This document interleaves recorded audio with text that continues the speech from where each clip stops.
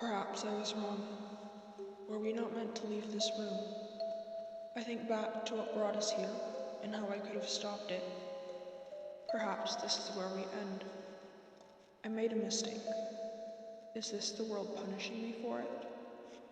I do not wish to die, but I have no control over the fate the universe has decided for me. I'm falling, sinking into these waters so dark. My vision is blurred, my thoughts are muddled, my lungs filled with water. I made myself his villain. This is my fault. I prompted my own undoing. Although I tried to stop it, tried to rewrite my lines, it was futile. The end is near now. I'm running out of time. If only I could rise. I can hear their screams, their shouts. I can hear it all. I had cried desperately for forgiveness. I tried to make them. I was running out of options. They didn't believe me. I had to find some way out, some way to escape. There had to be a way out. If I searched a little longer, scanned a little further, perhaps it would have been there, my way out. But it wasn't. I didn't take that extra step forward. I never tried to continue on. When I was tired, I laid down and rested. He continued moving on, forward, pushing past the fatigue. I admire his strength. It is something I could never hope to achieve. Is that what makes us different? The space between us in that regards only grows each day. His clock keeps ticking, though he moves quicker than the seconds. I move slower than the minutes. In taking my time, I have wasted opportunities and left mistakes as they were. He seized each and every chance he was given and corrected mistakes. He had friends. There are people who will pull him out of the depths. I, myself, have no one that will bother to jump into these murky waters and drag me out. I will sink further and further until my vision goes dark. Perhaps someone could spare a moment to watch as I fall. That will be enough. All I wished for was to be seen. That's all I attempted to get.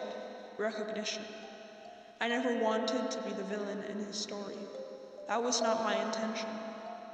He was my model, the sun to my moon. I am but a mere star in his galaxy. You could say that is the most painful part of this, the thought that he might not remember my name in a year.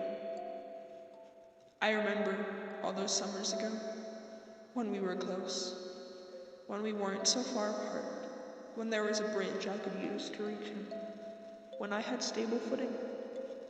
His smile, I lived to see him smile, hear his laugh. I yearned to see his eyes alight with passion one last time. A giggle could have been a blessing. None of it would I receive. In the end, winter came, and the cold seeped into my bones and into my heart. I watched as he moved on to better things, bigger things. I was unable to keep up, and he left me behind. I was chained down, unable to lift a hand or make a sound. I wanted to scream, cry, make him stop. However, the words were stuck in my throat. Creatures in the dark taunted me, laughing at my misery. The demons in my mind won't leave, even in death. I can see the memories passing by as though my life were a movie. I can see every mistake, each failure. The day we met, young with childish dreams of becoming heroes, mischievous and pranksters. We took the days for granted and let the sands of time slip through our fingers. We allowed the memories to be put back and cast aside. 2 years later, we were inseparable, close in ways you could not imagine. We were linked, connected. It was as though we were inside each other's minds. Another 3 years passed. Every day we spent together, every hour we laughed and smiled, every minute we spoke, never letting our voices go unsung. What we wished to say, we did. not a word was left behind. An unspoken agreement was between us. No secrets were to be kept. Mere days later, we argued. Unlike other disagreements, neither of us apologized.